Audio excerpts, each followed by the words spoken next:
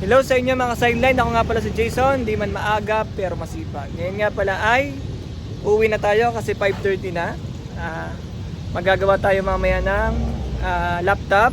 Ayan, ang laptop niyan ay Dell ang brand, ang may-ari ay taga Tanawan, si Ma'am Katrina Amboy. Katrabaho ko dati sa Mediatrix and then papalitan niya ng LCD.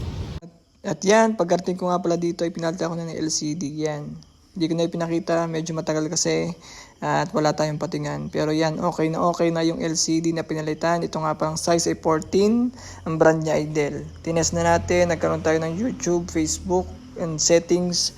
Working naman siya. Ito nga pala ay 1366 by 768 ang kanyang maximum resolution. Ayan. Tapos, syempre, tinesting mo natin kung gagana sa YouTube. And then, kung hindi mag-flickering para ma-ensure na bago tayo umalis ay working. Ayan. Mag-search muna tayo. Sample na Bini. SB19 yata. Ayan. After ma-enter, yan.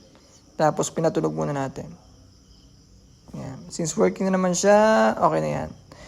Ayan, ito nga pala ang pinalitan natin ng LCD. Thank you nga pala si Ma'am Katrina Amboy na nagtiwala sa atin. Katrabaho natin si Mediatrix. Ito yung pinagpalitan. Siyempre, kailangan ibalik. Bye-bye!